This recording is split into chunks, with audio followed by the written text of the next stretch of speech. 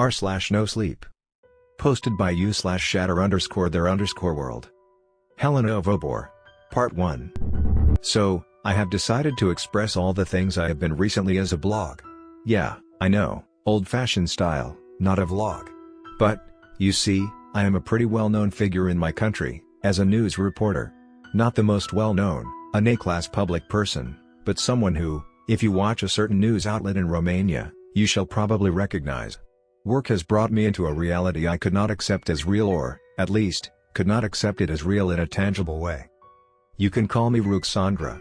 If you ask me if this is my real name, I shall neither confirm or deny it. Even denying would help you guess who I am, on my offline life. And that should not happen. Especially regarding the forces at work that, I admit, I cannot truly comprehend. For all non-Romanian readers, all I can admit is that my gender is female. You are free to picture me however you want.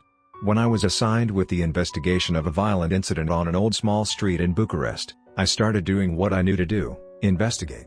I knew that, on a commercial news outlet, the truth needs to be adjusted to fit the policy of the network. But, before having a finished product, I needed to start from somewhere, so I needed to find at least pieces of truth. Marcel. A small gangster. Chubby, somewhat short. The region of Bucharest is not, particularly, bad, or a ghetto. Not a good one, but one where the crime structures typical of a Balkan or Eastern Europe country can be felt. Most gangsters are poor people in origin, they look like normal, common, working-class people. Many of them belong to the Romanian minority, but not all. Some are Romanian, although Romanians tend not to form crime structures of this type, but be integrated in them as secondary members. People like Marcel probably do not know how much in them is Romanian or Romani, and they do not care. What is clear is that they make a neighborhood by somewhat dangerous, especially at night, even if they are a minority. If you are local of the streets, you are probably safe, if you mind your business and do not get involved, one way or the other, with people like those. If you are Romanian or Balkanic in general, you know what am I talking about. But I need to give some context to outside readers, especially Western readers. Marcel spent the spring and summer nights with his fellows, drinking, showing off their fake branded clothes, listening to a type of folk hip-hop called Manela on their car sound systems, and bragging on their deeds, illegal or legal. As an average guy, most likely, being short and a little fat, most likely Marcel could not, actually, have not too many reasons to brag.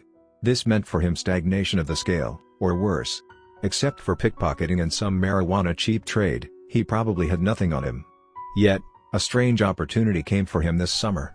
On the early 20th century streets, with, mostly, one-level houses, something changed one night. The streets are very well lit with sodium lamps, that gives that strong, orange color that makes darkness go away. But, one night, for small intervals, lights started to go off and whole regions went dark. Malfunctions of the public lights were not nothing unknown, but not like this, in sections, in regular patterns, in different sections. It did not make sense.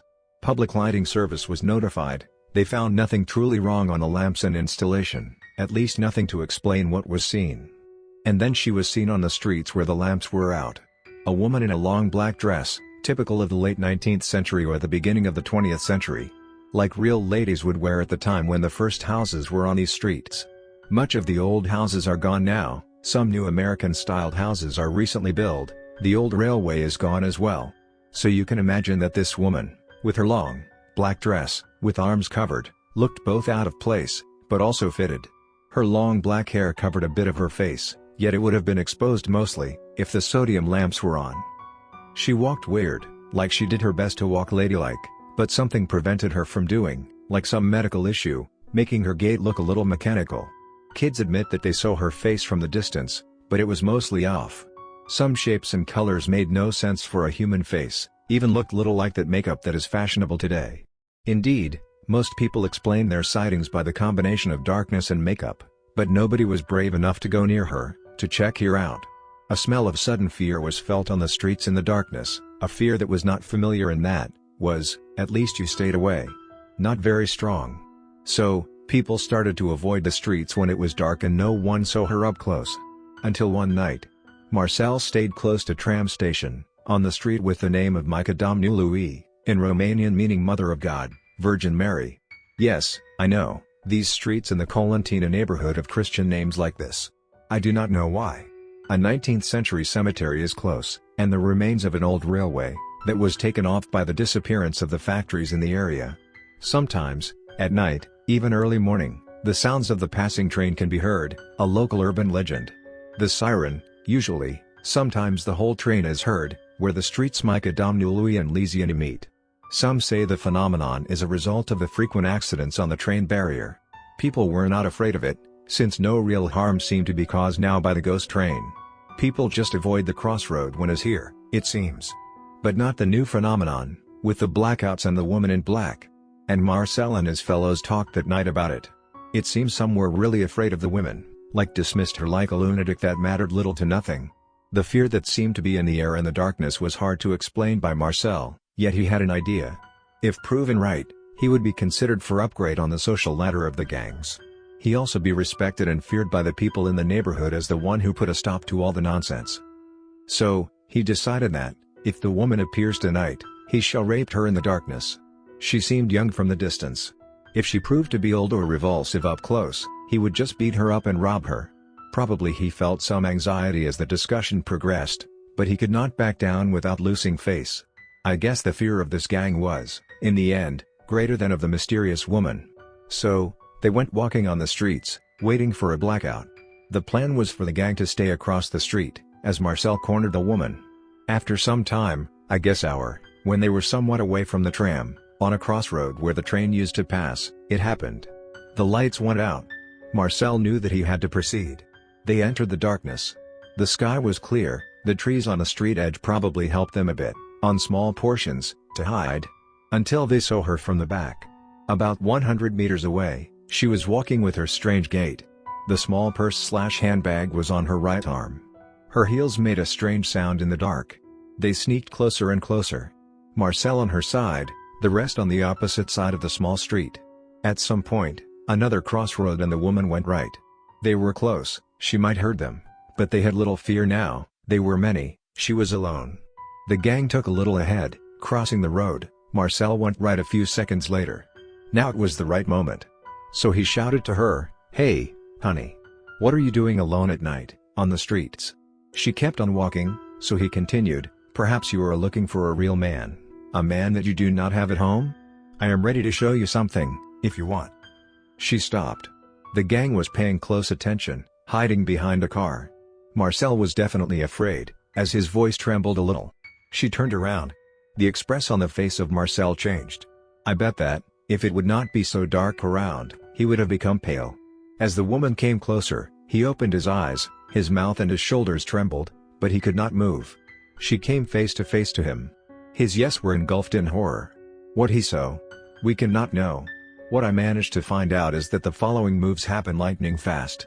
The woman moved her left arm and grabbed his neck, then placed him with a sudden force against the closest wall. Her left arm took his left arm at shoulder level and a shell-cracking sound was heard, followed by a small moan. Then, she grabbed, across, his right arm at shoulder level, followed by another crack and a moan. She broke, in matter of seconds, both of his arms. Then, she moved him a little bit from the ground up, holding him with her left arm. His eyes were wide in terror, his mouth open and mute. With all the darkness, his gang members were able to see this clear. They were trembling as well, but they seemed to be paralyzed of fear. Or perhaps this happened so fast, that they could not believe their eyes? I do not know. Anyway, the next thing they saw is that she took what seemed to be a long knife, perhaps like a small sword from her belt and pointed against the side of his neck. Marcel looked stoned in fear, at this point. I bet that, if he had a bad heart, a heart attack would have happened by now. For a few seconds of silence, they waited for the unavoidable to happen. They even noticed the small jewels in her hair, from the back. I believe they were beautiful, since her look was somewhat belle epoque. Then the knife entered his neck. A small choke was here, then the knife went out, and Marcel fell to the ground. They were expecting to see blood filling the street. It did not. After Marcel was down, she placed the knife back, then arranged a little bit her dress and belt, turned around and moved on her weird, mechanical reminiscent gait, in the same direction and sense as before. They waited a few minutes, probably no more, then lights went on. Marcel, surprisingly, was not dead. There was a deep gash in his neck, yet the knife avoided the major blood vessels. He was put on induced coma later on. In the morning, I was assigned the case. After a few talks with the locals, I realized I was dealing with something outside, let's say normality. It has hard to make sense at first. People told me many things about all. I did not have time to broadcast live almost nothing of them, but, after work, I have decided to return and speak with the people more. And, so it begun. There is more, but I am already tired and things started to take a toll on me. I am usually concise on my live broadcasts, but this is different. I wrote more on a style I talk. I hope this makes sense. Helena of Obor aka Helena the Clown. Part 2. You know, we, investigation journalists, need something that, let's say, strikes gold. I know that all this incident that took place in Colentina with the woman in black is being covered up. All of us were given clear orders not proceed with it. Somebody in power, either in the government or police, at least. I do not know who it is, but is definitely somebody in power. The corruption during the police department comes along very well with Romani Mafia, but also with powerful companies that use corruption to take control over the institutions. Mainstream media is being bought. I know myself I need to lie on camera so much. But this is something from beyond. I feel a call to see it, to know it. This series of posts is my only way to say to the world what I have discovered and what is next for me to discover, hopefully. I am playing with fire, I admit, but this is my chance. A chance for what? I do not know yet. But this is my chance. And yes, I have struck gold. I have returned to the corner of Colentina during several days. I have seen the crime scene. Pretty clean, some blood spots. No security camera there. So I did know I knew works. I started knocking at the people's gates. As expected, most of them refused to talk. Fear was taking over the neighborhood. I have tried to ask the kids, the little punks. One thing I have managed to find out. There is a very old lady, about 98 years old, named Martha, who lives in one small house, that refuses to leave. Her son is already old himself, she has one great-grandson. They sparsely visit her, yet I thought my presence would find her open. After several knocks on the door, no answer. I was wondering if she was afraid. So, I have knocked one last time and just said, please. I am reporter. I need to know the truth. I shall not involve you. I am not sent by the broadcasting, I am on my own. Please. I know that you know. People like you are now old and forgotten, you have so many things, so many treasure in them. Allow to come and share with me from them. Whatever you want. After a minute of silence, I backed away. Then, I heard the gate creep open. I tuned around and saw a very short old lady, dressed in clothes that were fashionable about 70 years ago. But it was fine. Hello, darling. May I help you? You sure can. Come in. She gave me some delightful linden tea, with lemon and honey. We sat in her small garden and waited. She looked very much like my own grandmother who has passed away years ago. Right now, even if she did not told me anything of the woman in black, if she just talked about her childhood, youth, I would be happy. People like her are parts of the world that I know from books, movies, even my family. She shall soon die. The house will be bought by someone who will bring it down and make a villa or a small apartment block. But at least some small pieces I shall get now. There were many things, many delightful, but I shall leave them out now, and reproduce only what I consider relevant for the issue at hand. I know what you are interested in. People those days do not know about this. Even my children laugh of them. Younger people, not just that they did not believe them, but they have not even heard them, most of them. I lived something, when I was a child, that I could not comprehend then, and I cannot comprehend now. You see, back then people did not have neither the TV or the internet, cinema was just beginning, radio as well. So fairs, besides their commercial value, were a great source of entertainment, they were like permanent carnivals. Indeed, there was the circus, something in between the dirty fair and the elevated theater. Obor, the great marketplace of Obor, the bazaar of Obor, that is in close proximity with us now, just after the cemetery and the Colentina highway, was filled with carnival attractions. You cannot imagine, even if you saw pictures of it. The place was alive, so alive. I guess she meant magical, but people like her do not use the word in that meaning. Besides carousels and freak show, a different type of show appeared one day. It firstly appeared at the circus, but they were removed from there. They lasted at the fair of Obor for several years indeed. It was the first time ventriloquism was in Romania, as far as I know. We have had a human-sized ventriloquist doll called Helena the Clown. She was dressed in all black, like the 1900 style, elegant. The puppeteer was a middle-aged man, he came from England, from what I am aware of.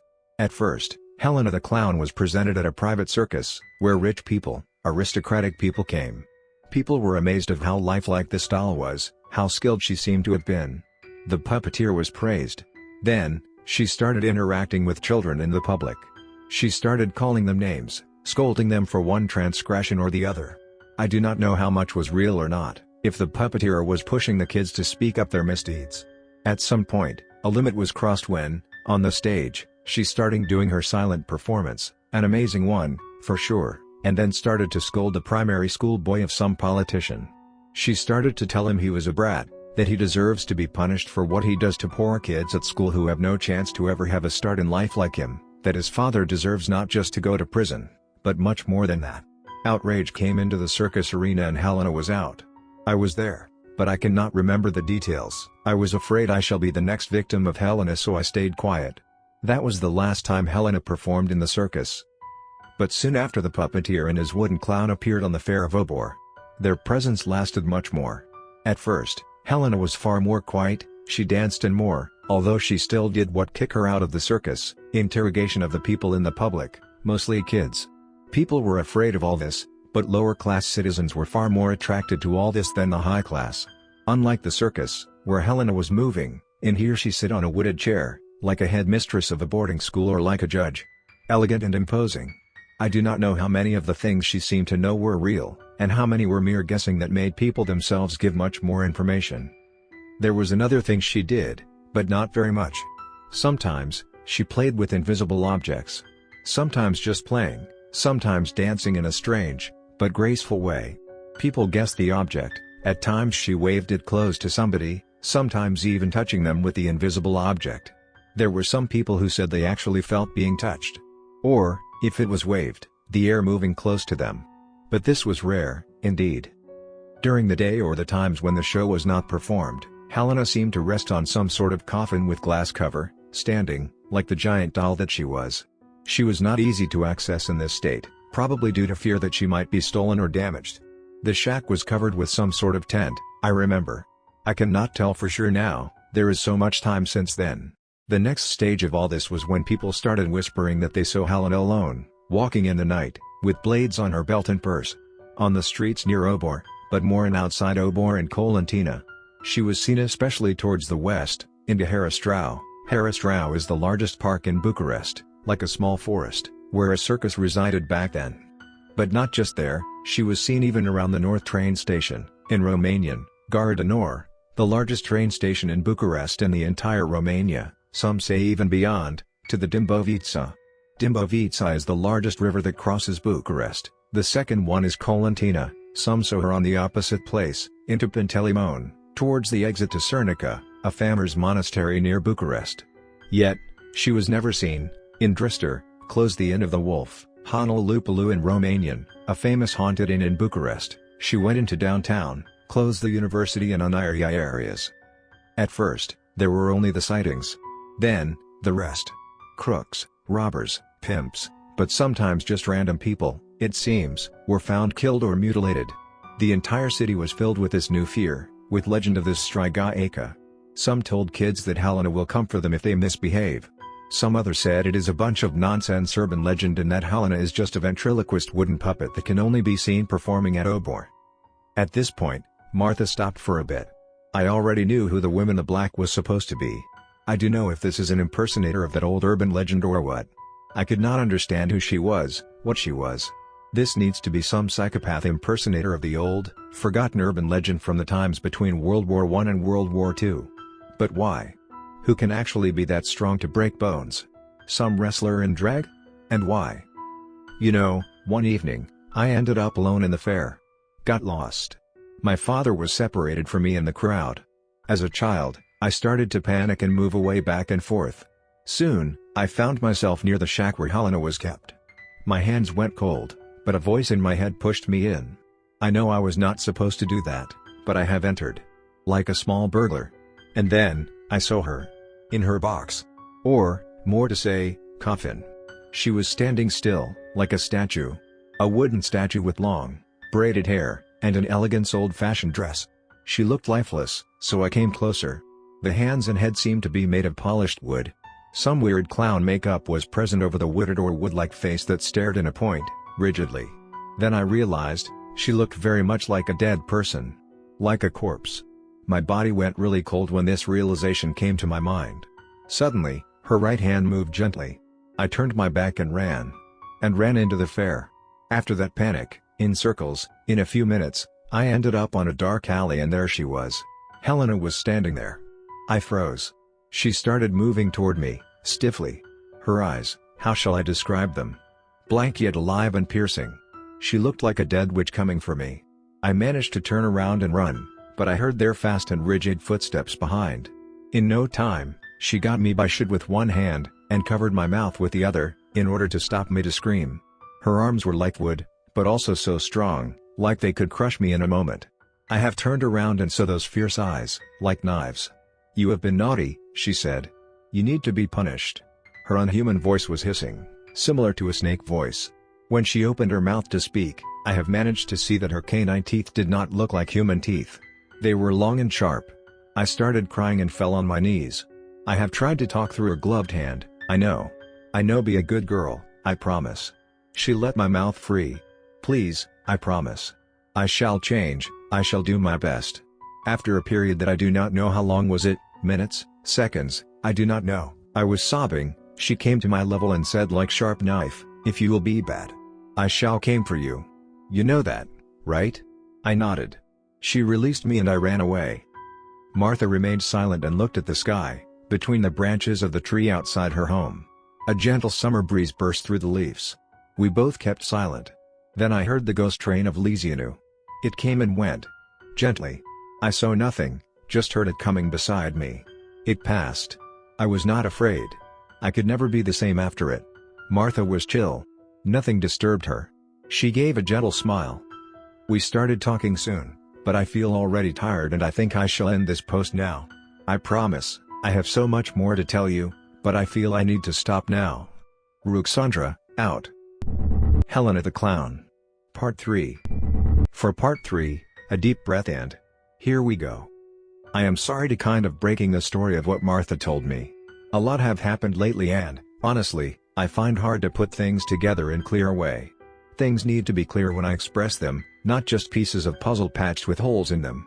I have started my own research, already found more than I was expecting, but pieces are far from making a clear, unified picture. But I will do my best to continue. After the train has passed, Martha continued, just the ghost train, nothing to worry. I never heard someone to be harmed by it. Although never heard someone trying to stand on the tracks or anything like that. A few seconds of silence. Would you like to meet Helena, if you want? She comes out almost every night. A few more seconds of silence. I think I know where she stays. Where she sleeps, during the day. Things were getting interesting. Where? I asked. On the street name and number censored, close to here. My late friend Nicolina used to live there. I think she woke Helena up. This was getting interesting, but scarier. Yet, I wanted to continue. Nicolina was younger than me, about 10 years younger. She was born in Tulcea County, at the countryside, not like me, in Bucharest. I worked as an accountant, she worked in a factory. But we were very much alike. Our husbands were long gone, our children left the country, to work in Western Europe, for money. They retired there, big pensions, not like ours, and they forgot about us here. There were some guys who helped us a bit, we needed to pay them a bit. Anyway, Nicolina seemed to have been fortunate. She needed some renovations, a few months before her passing. She called the guys who helped us. They dug up the basement, I do not remember if it was the basement or the yard, somewhere, to fix the issue, whatever that was. They said they discovered some sort of coffin, sealed with some symbols. One of them wanted to open it, but it was late that day and they postponed it for the next day. That next day Nicolina told them their services will no longer be required. They insisted, but they said it was fine. In the next few days, all the signs of work in the ward were gone. Nicolina seemed changed, she looked paler, talked strange, she even refused to tell me what was going. I felt that she was lying, but I could not get anything else from her. Yet, the yard seemed to look better, like someone was taking good care of it. Nicolina was already too old and weak for that. Months passed, Nicolina was seen less and less. We do not know if whatever happened caused her to pass away earlier. She had some serious diabetes, that she kept untreated. I told her to take care of her health. She refused to listen. Martha sobbed a little. Perhaps she remembered her old friend. I think I know how she felt. I know how it is to lose a relative due to lack of self-care on health issues. In the last days, when the ambulance came to take to the hospital, some of us entered the yard and the house. It looked very good, polished, like someone helped her. But it was something about all, like something that made us feel uneasy. She was gone, in 3 days after days. The cause of death seemed obvious. Her relatives locked away the house and the yard. I guess they argue on inheritance or something, or perhaps they need signatures from those of them who are out of the country for years. I do not know. Martha smiled a bit. I guess this will happen with my home as well, after I will be gone. A few seconds of silence. Anyway, the house and the yard were, mostly, silent. Mostly, but not fully. At night, some strange sounds were heard, some strange shadows were visible. Police was called, nothing seemed wrong, relatives investigated, things seemed mostly okay. Only that the inside seemed clean and taken care of, like before. At this time the blackouts of the street lights started. And soon, people began to see Helena in that dark. For a few months, this is how things were. People say the house is haunted, perhaps that Nicolina was a witch or things like that. The rest is, I guess, well known to you.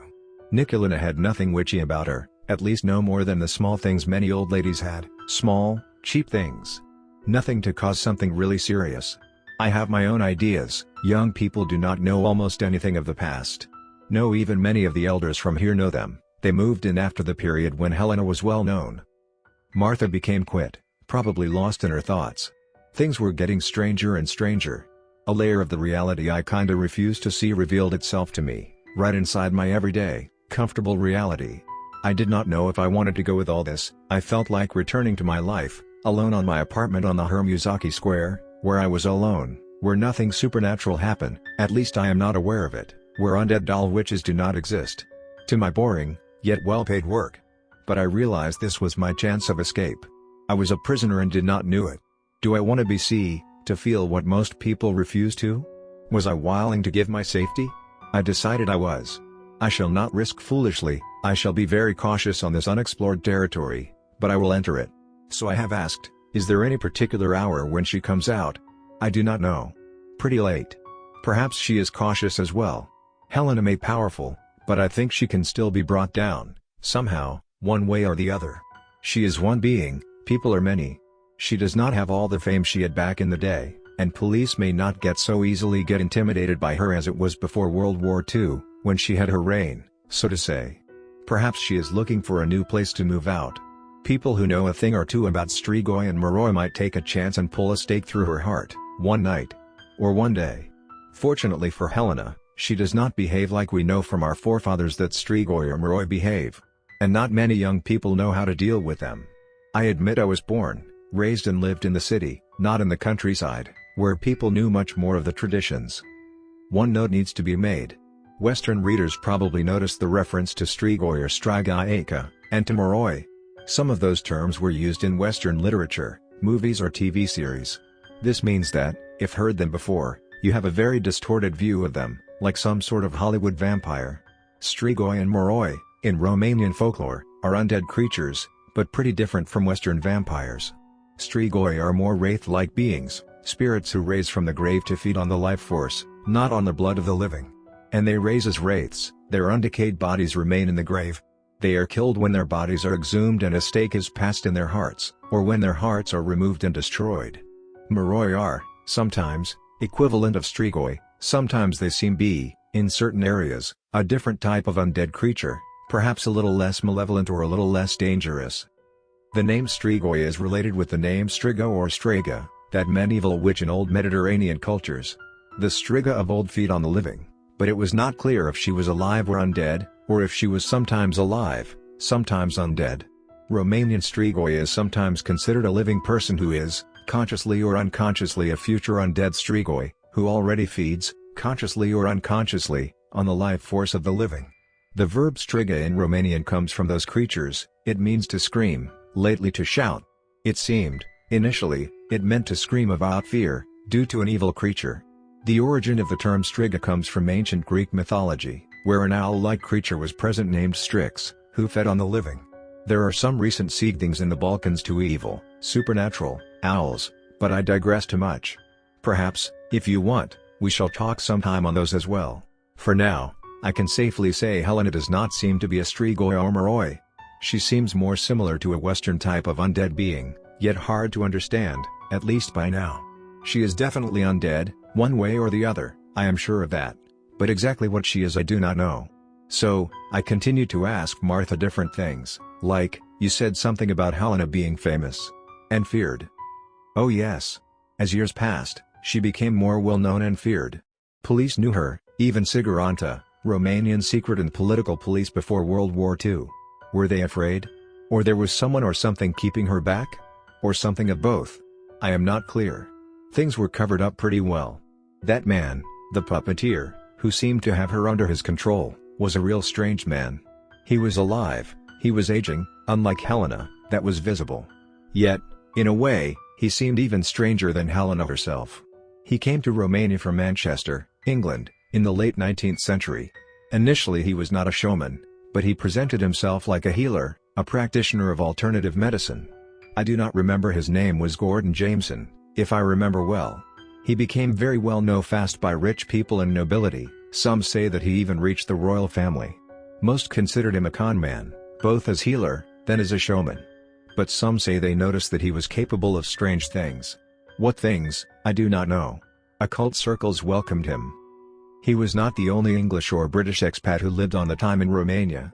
Ever since the 1848 revolution there were several of them who reached high circles, many of them seemed real friends of Romania, like Maria Rossetti, born Mary Grant, or Effingham Grant. But this man was stranger. I am sure he was a sorcerer of some kind, not just because of what people said he did in his early days, but for all that happened regarding Helena later on. He was protected from high level. What level or by whom, I do not know. At first, when Helena started to kill, there were only individuals. The murders were brutal, somewhat clumsy. It looked very much like the work of that distasteful man, Laie the butcher. At first, before Helena appeared, the puppeteer seemed to have Laie as a friend or they collaborated in a way. They continued for a while after Helena appeared. You see, Laie was, officially, a butcher who was very skilled in making some delicious sausages, who lived and worked in Obor. But people knew he was doing some illegal things, from behind. In time, he became himself more well known and feared, although he did not renounce with work as a butcher. Some say he was responsible for some murders of wealthy people, or people connected to other people, especially in politics. It seems working with the puppeteer helped me in his gangster work. I do not know how much the puppeteer paid him or how he did. When he was drunk he slipped something like he was sick of doing the dirty work for the puppeteer, but that it still paid off and was not willing to give up of his collaboration with him, whatever it was. Some people connected Laie with the disappearance of children, of beggars, of prostitutes. I do not know whatever he was doing, I do not know if I want to know. People know now of the two Rimuru serial killers, father and son, who killed women in the 1960s and 1970s, but they were really easy, really cheap if we compare them with Laie. At some point, Laie was found dead, somebody electrocuted him on a power grid, the body was severely burned, they managed to identify him using his dental record. Whoever did that to him hated him very much and there were so many people who did hate him to the sky and back again. Most of the people from Obor, and not only, were relieved that that bastard was gone. No other butcher made sausages or kebabs to be so delicious, but it mattered little to nothing, if we think of the great benefit of him being gone. Laie the butcher, I know. Where did I heard that name before? Then I remembered. I have a friend, a dealer of antiquities. About a year ago, he had in his hand some documents of the old branches, including the butchers. He said about some mad butcher who left a dairy of flights of a fancy psychopath, that he sold it, but scanned some pages, he said he would give them to me, he knew I was interested in psychology. Such a hipster. But I digress, I shall continue. Very interesting things, you told me. I replied to Martha. Honestly, I would to see Helena with my own eyes. Do you think that is a good idea? I do not know. Martha replied. It is already dark, but Helena would not come yet. You can wait here, although I would like to go to bed, I can try to stay up. That is all right, I drove here, my car is parked close by, I think I can handle it. Thank you so much so everything. I left Martha and went to my car. I had to move it, I had to argue with someone, parking is a nightmare in Bucharest. After I finished parking the car in a different spot, I started walking for a while. I was anxious to see where Martha believed Helena resided. It was pretty close to the spot where the incident with Marcel happened. An old house, not intact, with some modern kitschy modifications. The fence looked pretty ugly, but practical. I could knock, although I considered pretty unlikely Helena shall answer. I could have shouted for her, but would have been silly and childish, of course. So, I went to my car, got in and waited. The next day I would be at work. A sleepless night would not help me, especially if I was going to succeed in seeing Helena. I may be shaken by it badly. I could get a day off. I hoped it would not be the case. And I fell asleep. I woke up suddenly. Outside it was dark, the street lights were out. I checked the phone fast, it was 2:12 a.m. My heart started beating rapidly. I tried to find a position to be invisible or to look asleep. Every second mattered. It seems I was not that brave to come out and face whatever Helena was directly. So I waited. Will she come? Or she already left? It did not know. In about 1 minute, I heard the footsteps. Like a woman walking in medium-size heels with a walking defect. As the sound came closer, a feeling of dread came over me. I tried my best to look asleep, but kept a half of eye open. Then I saw her. Just as people described her. Little to nothing of her face was visible. The dress was long and black, belly pock style. Probably belly pock casual style, not official event of ball style, I guess. She held the purse on her left shoulder, this time. The black hair was kind of coarse, so to say, that type of hair that tends to be curly, but only a little bit, not straight. I guess brushing and styling is pretty hard, so glad I have straight hair. Sorry, I digress again. But it is pretty interesting what thoughts can come to your head in situations like this. I was curious to see her face, but I was too afraid, at least for now. Maybe next time. I did not want to engage with this being I could not comprehend yet. So I waited for her to pass by. She did turn her head towards my car. She sensed something, perhaps. In the dark, some strange, distorted form of clown makeup seemed to be on her face, but I was afraid to stare. Fortunately, she did not stop and moved on. I have waited in fear for the footsteps to disappear, then the lights went on. I have gathered myself to drive out. When I reached home, I went to bed without undressing and fell asleep. I was late for work, but that is another story. Helena the Clown. Part 4. I feel dead tired. I think all this is taking a toll on me. I have not told you, I had a weird dream. Helena was coming for me, on some dark, unknown streets, not very unlike the ones where she resides. I was able to get into some communist apartment block areas. It seemed I have escaped, got home and then she was next to my bed, with her 2 knives, pointing them towards me. I woke up, she was not there, of course. Firstly, I thought things start to have Elm Street vibes, but that was a movie. This does not mean Helena can come to me like that. Nothing I find out about her suggests that. Probably it is just my mind. Yeah, the 2 knives. I forgot, Martha told me that, at least, after a certain point, Helena seemed to use in her attacks 2 knives at once, that were used very skillfully, to slash and kill. Some people saw them as bayonets, military knives that can be used in combat both as knives or as spears, if they are mounted on a gun that is out of munition. Victims were shown to have been attacked with the knives on the neck, but also on chest. The head was not targeted most of the times. In the recent case of Marcel, she seemed to have used one of them, not both. Maybe she did not consider him worthy of double knife attack, like in the old days? Perhaps she was not in the mood? She may be weak? She seemed to be pretty strong, if she was capable of it. I do not know. I wonder if she needs to feed, like a Western vampire, on the living. Many, many questions. Yeah, you may say I am playing with fire. But, you know the saying, no guts, no glory. I have called my friend Adrian, the antiquities dealer, if he still had that PDF with the scans. He said that he probably still had it saved on some external hard drive, to allow him to search for it. Meanwhile, I wanted to start searching in archives of the newspapers from the 1920s and 1930s about all the incidents. That will take a while, but with some energy drinks, I would be able to do that, I assume. There were several incidents that caught the public eye back in the day. One, the first large-scale incidents, according to Martha, was the Matasari incident. Matasari was a street that, back in the day, held brothels. There were several spots in Bucharest like this. The street was pretty close to the Obor area, but in a different sense than the place where Helena resides now. It seems some member of the local council from the city hall went to a certain prostitute there.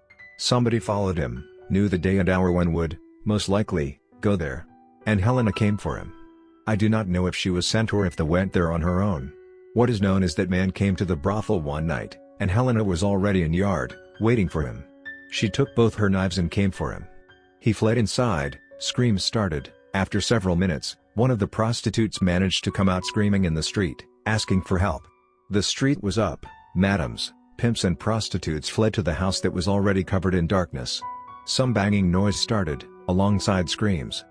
Soon, Helena came out, holding the head of the counselor in her right hand. She impaled it on the fence. A pimp jumped on her, she stabbed him in the chest with one of the knives, killing him instantly. Another pimp and a madam jumped at Helena, who grabbed them both, banging one head with force into the other. Prostitutes gathered in the streets ran away. It was later known that inside the brothel, only those who stood in her way were hurt or killed, like she wanted only the local politician to be out, not all the others. She put her things together and continued her walk toward the Matej-Vojevoda street, moving away from Obor. Police was called, and a gendarmerie, military police, car managed to discover Helena. They summoned her to stop, but she refused. Then they opened fire on her. She did not seem to be affected. She moved away, managed to get behind their car, broke the windows, they fired again. One of them came close to her, she broke his neck and took his gun. Then she fired at the other gendarmes, killing all of them. Then she took the guns, placed them on her arms, and went on towards Hermuzaki Square of today. Next day, a search warrant was issued for the fair of Obor. Helena was asleep or played dead. The official result was that Helena was just a wood dummy. Very soon. Surprisingly enough, people continued to come to her show. At some point, someone came close to Helena and tried to stab her. It was not clear what went next, but that boy broke his right arm and ran away screaming. Helena played dead after this, it seems. Police came, and their report was that he was a madman, and that Helena was, of course, a harmless wooden dummy. She tried to play low in the next occasions. Police knew about her and avoided confrontation unless necessary. I remember that in the area where Helena seems to reside now, a movie was shot in the 1980s, about the world of the circus. Recently, pretty close to those streets, on the land where the largest construction material factory in Bucharest resided, a new park and the new building of the state circus was built. The plot is kinda of childish, therefore irrelevant to our situation. Filming took place there, probably, to the proximity of the circus, used for interior scenes, and the streets having old houses on them that could pass Belle Epoque houses. That is ironic. Helena seemed to have been sleeping in that yard, that was part of the sets of the movie with clowns. If she woke up, those movie clowns would probably freak out, I guess. My hipster friend managed to send me that PDF. It is okay that he sent it later that day, I was at work anyway. I admit I was anxious to get off work to return to my new obsession, the Helena case. Yeah, I struck gold again.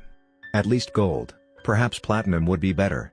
Of course, if I had not struck gold already with Martha, telling me about Laie the butcher, I would not have remembered about the diary. About 1 hour diving into it, I felt dizzy and nauseous. That guy was a sick bastard. I would not reproduce too much of it, only what I shall consider relevant. I will tone down some elements. I do not want a shock just for the fake of it, it would make no sense. It held a lot of surprises for my quest. I shall start reproducing some of it, in pieces. Here we go. 12th of March 1918. First recording in the diary of Laie. Laie is destined to be a very great man. He is only 28 years old now, and works as a butcher. Yet, he knows he will be a very great man, that he struggles to get to the top, or is close to the top.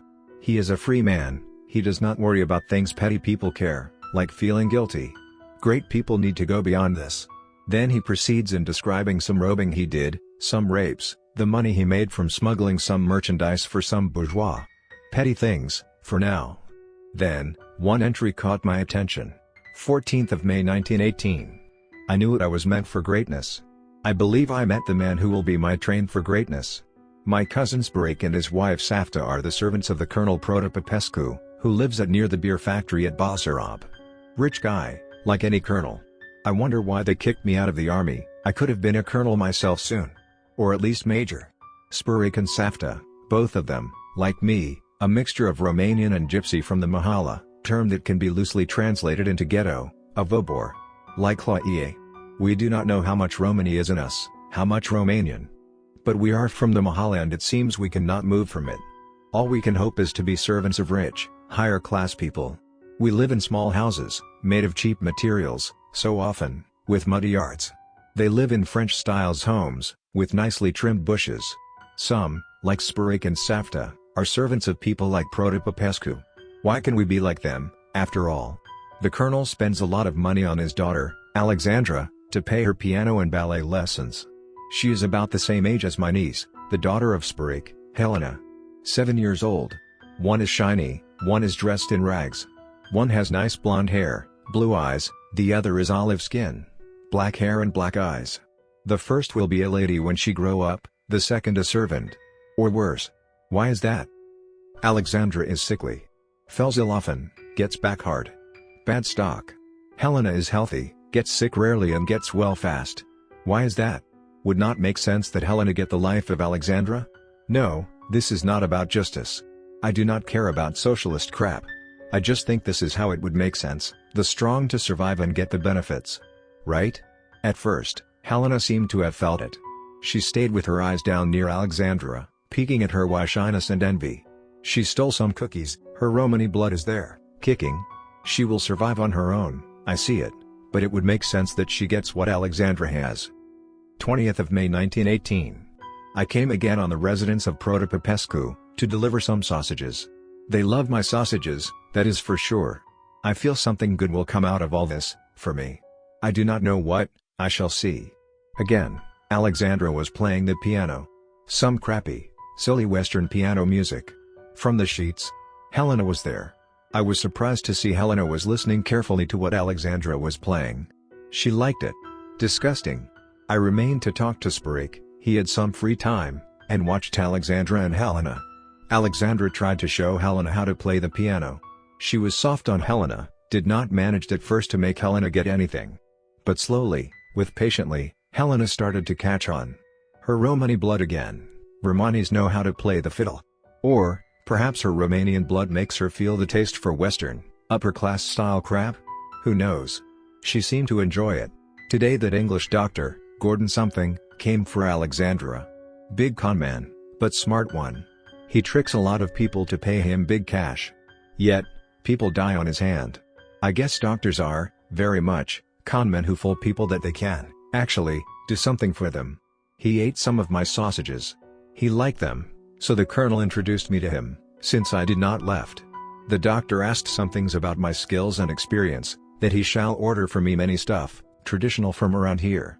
He asked me if I know recipes of English-styled sausages or salami. I told him I do not know. He told me he knows some, he shall share them with me, then let me manage something. Not sure how much it shall be like in England, but I am sure something will come out to please him. He has money. But yet, who knows, perhaps this man shall be helpful for me. In my wishes. We shall see. Both Helena and Alexandra were sad when Helena had to go. In this the Helena we are interested with? It is very likely, since it is pretty clear this is the puppeteer, at the time when he played healer. What on earth could he want from a butcher from Obor? Perhaps that day changed the lives of many people, Helena most of all? I cannot wait to continue reading. I shall keep you updated. Helena the Clown. Part 5. As I said in the comments today, I am afraid. I am afraid of Helena, but not mostly of her. But of the implications of what I found. The Helena phenomenon that happened between World War I and World War II seems hard to believe now to me. Especially the cover-up that seems to have come from the government. Somebody protected Helena and the puppeteer, allowed Helena to get away with some violent murders, some were even massacres.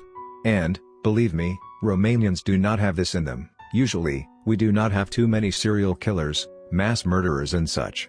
Of course, this sounds good, but this makes it even more weird. I do not know how much of what it was in the 1920 ties and 1930 ties that had great success in making people forget what is still present today, but I know someone may just silence me if I continue. Maybe I am getting paranoid now, I hope not. I promise I shall try to complain less and keep it up. There are moments when I think to myself, what am I doing? Would it be better to back off and get on with my life? Get a new boyfriend, perhaps a future husband, settle and so on? Yeah, it sounds intuitive. But I feel that I need to get on with this. Something in my heart tells me that. Okay, I am done with wailing, and get into action. Here we go.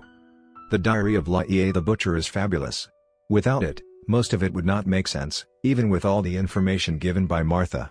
World War II, famine and all the dictatorships that came after Helena and the puppeteer probably contributed a lot. I realized this early in the day, already shared this in a comment, in making people forget all the phenomenon. World War I was also very bad for Romania. Most of the country was occupied, the war was devastating. Nothing can be seen in the newspapers. Lai started making sausages and other meat treats for Gordon Jameson aka the puppeteer. Lai had access to some rare spices on his work. He had been in Turkey, the Ottoman Empire, for a few months, and there he learned a lot of things about creating meat delights. It is not very clear how, I do not have the whole diary. Jameson started asking Lai to get him some illegal things or some rare things illegally. He gave Lai some alcohol and discovered that he was handy on stuff like that. There were rare plants, some drugs, rare minerals, some weird chemical products. Lai, at first did not know what Jameson was doing. His house in Obor area had several rooms, one or two Lai had not access to. He noticed some unknown symbols and decorations on his walls. He had a huge library. Sometimes, a strange feeling came over Lai, a strange fright, especially when Jameson was in that room, or in the basement. He felt some strange smells. Sometimes a strange sort of mist seemed to be present inside the house. Not a strong mist, but something really hard to explain. Months passed by. It seems Jameson pushed Lai slowly into things more and more illegal.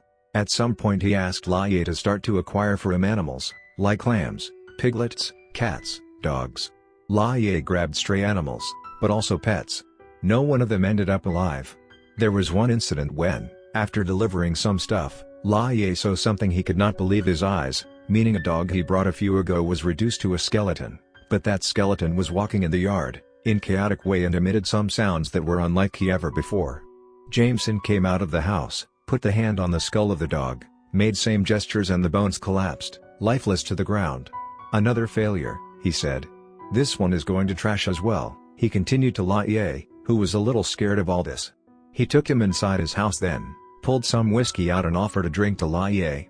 Keep in mind that, in that time, whiskey was something incredibly hard to get in Romania, although spirits that were similar to whiskey, like Raka, Suica and Palinka. This was a moment when their relationship got to a next level.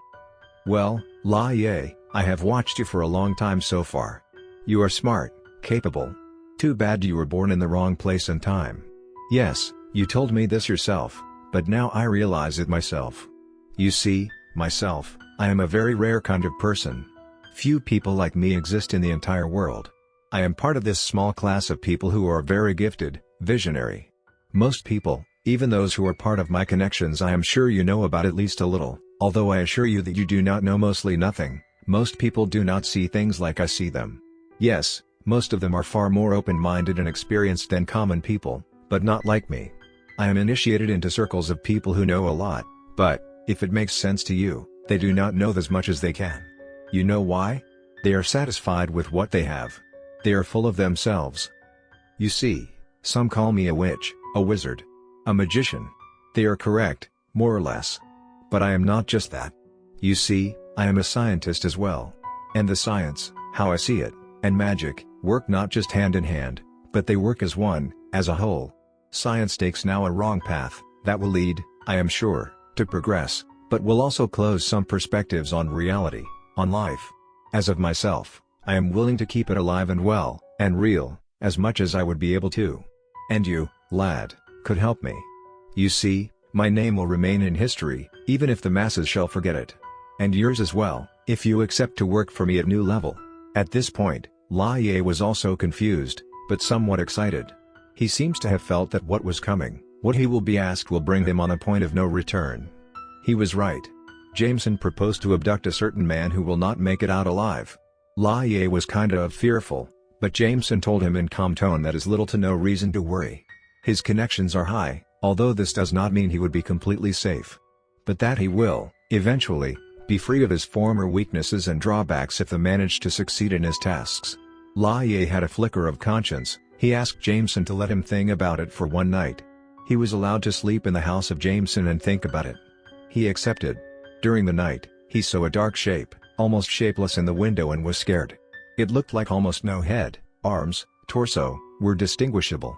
He wanted to get out, But Jameson entered the room, turned on the light and calmly told Laie that he just saw one of his friends who helps him in his work, that this is an experience only a few have, then he needs to get calmer and become accustomed with things like this, if he wants to share a great destiny with him. Then he asked to get and abduct that man.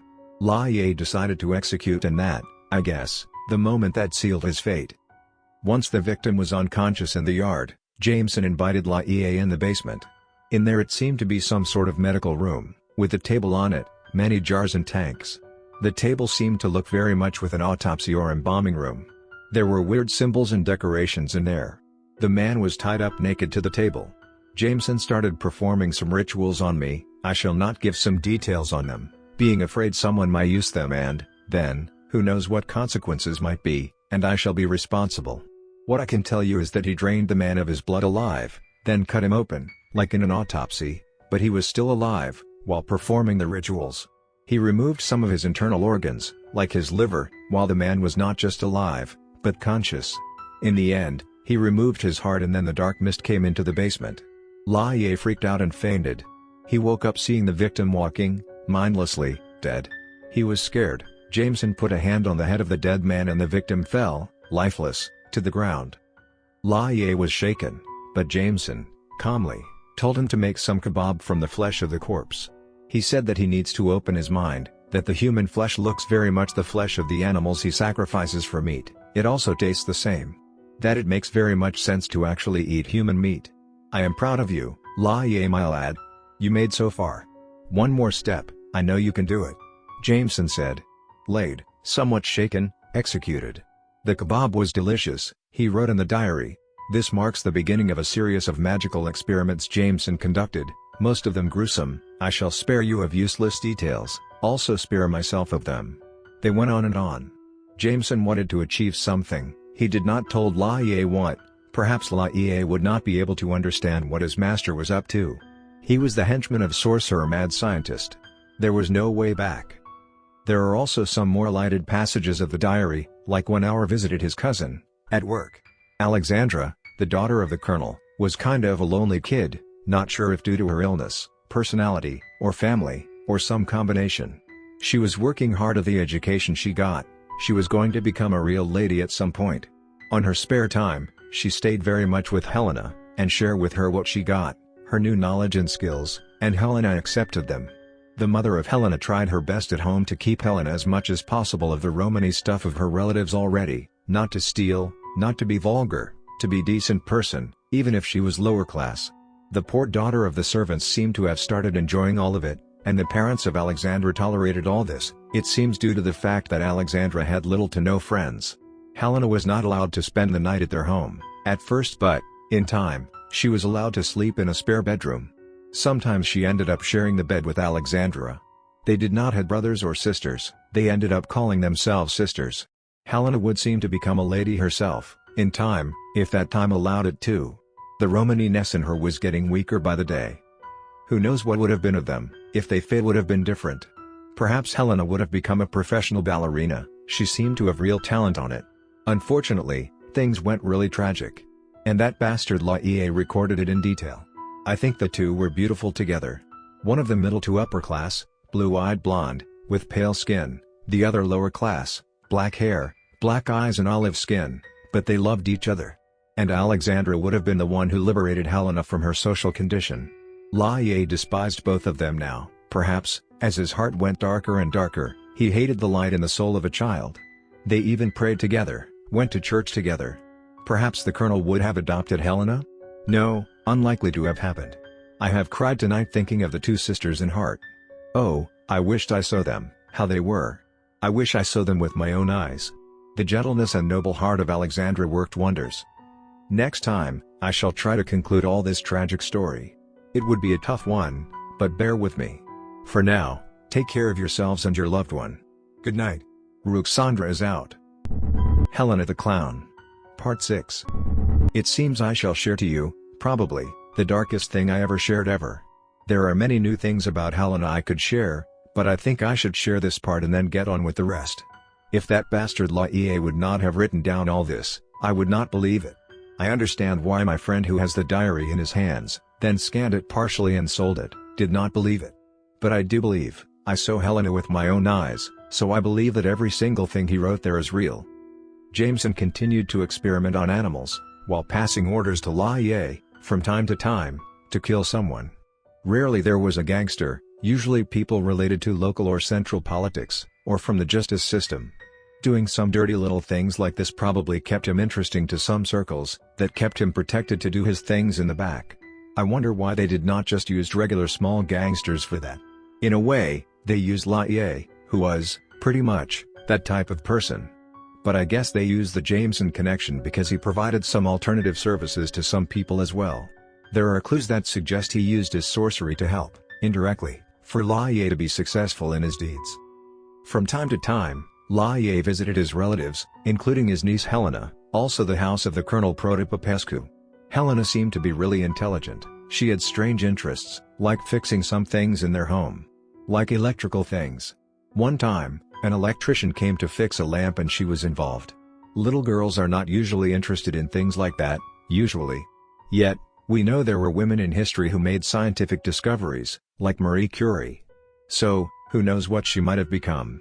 Perhaps a ballerina, perhaps an engineer? There were only a few female engineers back then. We shall never know, but we know, pretty much of what happened instead. La Ye mentioned that there existed some photos of the Protopopescu family, on a family picnic. They took Helena with them and she was in the photos. Who knows what happened to them? I can try to search about this family. From what I am aware of, Colonel Protopopescu was a war hero in World War I and, like other similar people, were imprisoned by the communist. When it came in power after 1945, many of them died in prison in terrible conditions. Photos of them might be still somewhere, yet. It will be hard to get, but I would be so curious to see Helena when she was a living, human child. Jameson continued his experiments on animals. Sometimes on humans. But he kept on failing. He considered he had to open his mind to a new horizon, that he thought he was close to a breakthrough. It was in January 1920 when he told La Ye some things, after a few glasses of scotch. He searched for the science of old ways, firstly the British Isles. Popular, folk things. He discovered a lot, but he felt it was not enough. He managed to get his way into occult societies, including something with strong political and economical connections. He discovered many new things and he started to build his science from pieces from found out in there. He does not seem to have shared to La Ye from those secrets. Perhaps he was bound to secret vows, or perhaps this was in the pages my friend has not scanned. He then traveled to get more material to the USA, where he spent some years in New Orleans, to get from the secrets of the Afro-American sorcerers. We know about zombification, a practice that caused neurological lesions to some people, who were presumed dead, then dug up and used as mindless slaves. Movie zombies get their name from those real-life zombies, although those were not, actually, undead, and not hungry for human flesh.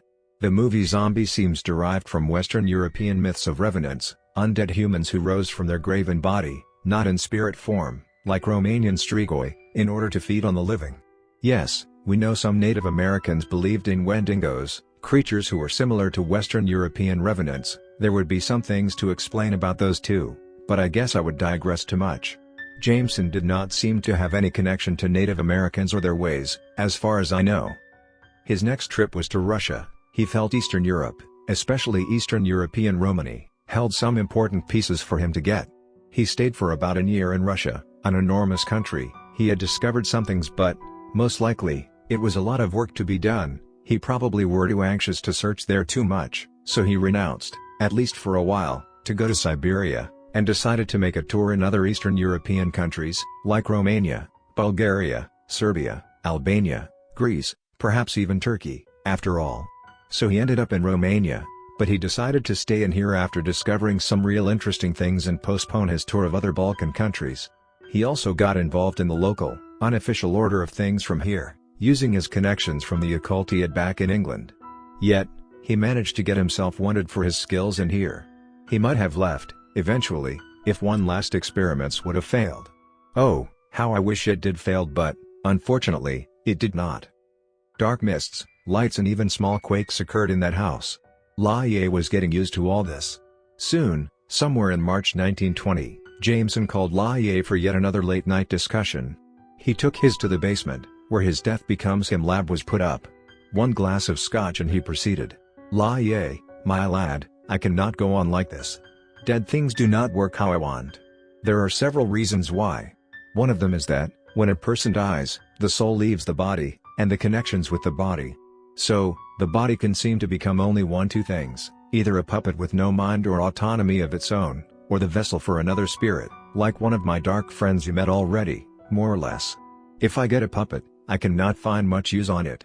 Indeed, there are some situations when they can be used at great effect, but there are many limitations to this, and, as many you try to control in one time, the harder it gets, especially involving great distances. And if I succeed in bringing one of my dark friends in, he might or might not follow my desires, since they have a will of their own. Using them can also, in some situations, backfire against me or whoever uses them.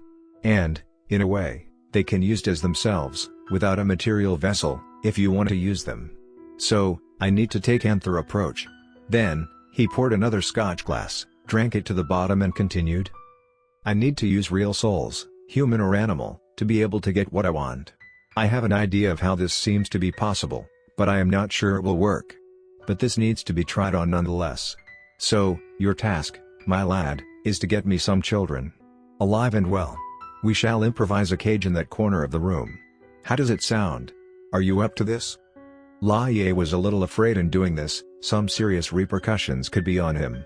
He did a lot of things, but still had some innate fear that he might cross a line and all be over for him. But he also seems to have been afraid of Jameson himself. So he accepted it. They talked for a large part of the night, and he got a devilish idea, to get Alexandra and Helena. The hatred and the contempt from his heart made him to smile, proud of himself instantly of this idea. Jameson was quite quiet for about 1 minute after he heard this, then agreed to try it. He gave La Ye some sort of potion to place in the sausages delivered to the Protopopescu family, and he shall help as well, coming physically alongside him in his deed. They waited for a proper day for things to fit. Fortunately for them, Helena did, on rare occasions, some sleepovers at the house of Alexandra, so, in the next 2 weeks, the right occasion came. La Ye was scarred at the cloak of Miss Jameson made. He felt nausea. But they waited for the lights to finally come out in the house. One light kept on too much, because the colonel was still up to read something. They broke in. La Ye, a coward, stayed in the yard, until the mist could be set in the house. In there yet, the colonel could not have been truly put to sleep. He attacked Jameson with force, although he was like drugged and could not see who he was fighting with. Jameson hit him with a heavy book twice, but he was still up. La Ye entered and hit the colonel on the back of his head using a piece of wood. He did not kill him, but, I guess that, even for such a strong man like the colonel proved to be, the mist and the blow were too much to keep him awake. So, they went to the girl's room. They were asleep, also intoxicated by the mist. They were embraced, as it was a cold night. Jameson took Alexandra, and La Ye took Helena. They placed them in their carriage parked close by, and drove off with them at the house in Obor. They woke up in a small, dirty cage, several hours later. Helena woke up first, shaken up Alexandra and woke her up. Jameson was writing something at his improvised desk. He called La Ye when they were awake. "Girls," started Jameson, "your life, as you know it, has ended. Actually, your life may end soon at all." Helena screamed, Alexandra screamed as well. "You can scream as much as you want, nobody shall hear you, nothing comes of this basement." That was probably a lie, since a basement in 1920 Bucharest could not have been soundproofed, at least not using natural means. La Ye went to them and hit them through the bars of the dirty cage. They were still in their nightgowns, barefooted, the floor of the cage was dry mud, they had some water bowls and a vessel for their needs. They stopped screaming, but continued. Jameson continued, somewhat like a professor, "This is what La Ye said, but I guess they never heard a professor talking in his entire life. You have been chosen to be the material for a great work of a great man, the man who is talking to you now. I shall not lie to you, you will suffer much. Very much. I am not sorry for what you shall suffer, I am not hypocrite to you. If my idea is correct, and it is, probably correct, you will become monsters. Yes, monsters. Like the beings you are afraid at night, that you sometimes hear or see at your window at night, I am sure you did. Those beings of whom your parents warned you to be afraid, if you misbehave. Yet, you were chosen to become like them, and bring fear, suffering and death to other people. You will be strong and feared, if this gives you any comfort now. But I am telling you, keep in mind that you might just die, after all the suffering. There is nothing you can do." The girls cried muffledly. I wonder what was in their child hearts, hearing that monster of a man talking. Their terror, their lack of perspective, and the darkness that was felt in that basement that was easy to felt by a grown man, let alone by two little girls. Jameson continued. My lad Laie shall give you your everyday food. It would be based on honey, mostly. He shall provide you water, a small dosage every day. All the process should take at least 10 days, up to 15 days. You need to drink this food I made you based on honey with some other ingredients of my making for at least 5 times each day. Laie will take care that you eat what you need to eat and drink only the minimal quantity of water I prescribe. Laie will also make sure you beat each other, that you scratch each other. Doing so in the right way will give the one who does it more or better more water and some normal food. Of course, this shall delay the process, since I need your bodies to be prepared before the procedure by eating my mixture and having a limited way quantity of water, to make the transformation easier. This devilry was put into action the same night by Laie. At first, no of the girls accepted to beat each other. They kept crying. Alexandra started praying on her knees. The Jameson's mixture made feel sick, nauseous and very thirsty. Poor children, I shake at the very thought be in their situation. I would probably dead by day 1. You may not believe in the devil, but, after you find out things like this, you start to believe in him. Laie beated them to make them hit each other. They screamed and cried. He was ambitious and determined to do what Jameson ordered. He did not seem to be moved at all, no mercy. In the first 2 days, they refused to hit each other. Alexandra was doing her best to help Helena resist. But, in day 3, Helena snapped and hit Alexandra. Alexandra started crying and crawled in a fetal position. Laie praised Helena, gave her cookies and some water. She was confused. Laie ordered to hit again. She seemed to realize she needs to stop. Laie hit her again to continue to beat Alexandra. He hit her again and again, until she hit Alexandra 10 times. After giving bread, meat and water to Helena, he locked them back up, then went to the stairs. He called Jameson and they watched their helpless victims from a distance. Girls crawled each other in a corner in fetal position, in their dirty nightgowns. They could not look each other anymore, but they did not cry anymore. Just silence. Jameson smiled and said, I know it will work. Helena has a big potential in becoming a success. You shall continue this, push them as you did. They left, as in previous nights, the light on and went upstairs. I shall spare you of the details on the next 2 days, all I dare to say is that this continued. Helena showed compliance more and more. Alexandra was more bruised, bleeding and started a vicious cough. It was cold as well, not heat source. Laie felt glad that the spoiled brat was getting sick. At the beginning of the next night, Laie went down to Apple the usual treatment. But he stopped in his track when he saw Alexandra was up, whispering a prayer. Helena was facing the wall, not facing Alexandra. Then Alexandra spoke. My dear sister Helena, you know that I forgive you and still love you. You are not responsible for what those servants of Satan do. I want to tell you something. An angel came in my dream an hour ago. Oh, my dear sister, he was so beautiful, so covered in light. Like a small droplet of heaven. Yes, for being in that heaven I shall suffer not what we have only for a few days already, but a whole human life, and much more, until the end of the world. It is worth it. But, my dear sister, we are weak. So weak. So easy to break. To become what Satan and his tools want of us to become. We cannot hold on much more. You already break, some part of your soul is already hurt much more than any part of your body. In a few days, either 2 things shall happen to us, either die, with our souls broken, or become what they want.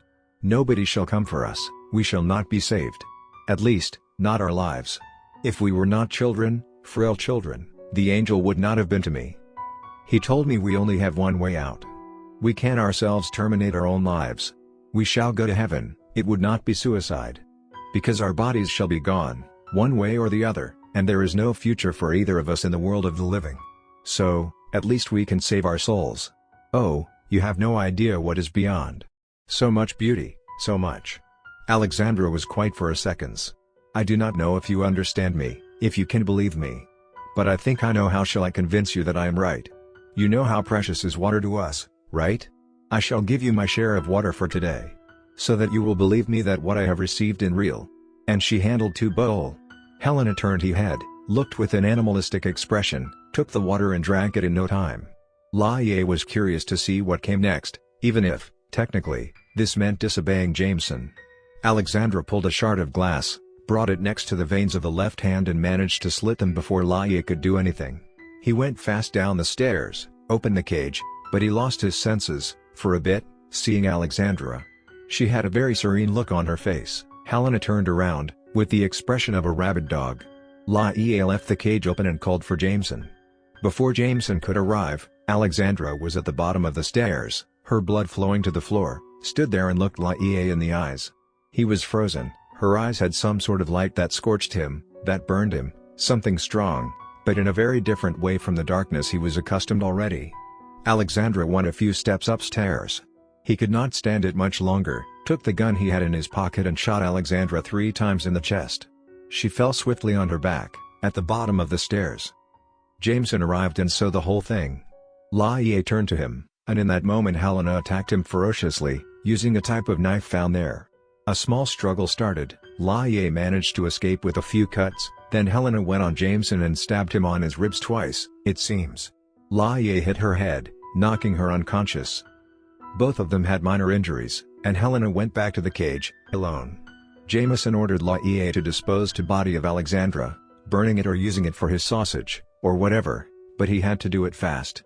He decided to place it in the carriage and burn it near the banks of the Colentina River.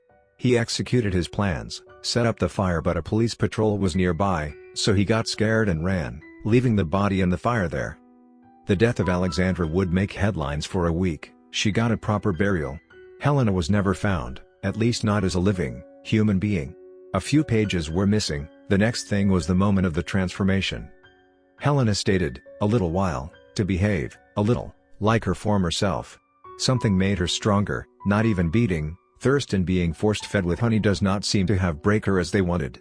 She must have suffered terribly by now. I get nausea only thinking that I would eat a whole day only honey with little water, but she was on this for a few days already. So, the 10th day finally came. Jameson advised Laie to leave the basement, like he always did, when the final phase of his experiments happened. As Helena was bound to the table, screaming and crying, Jameson stated, I shall embalm her. This needs to be done as she is still alive.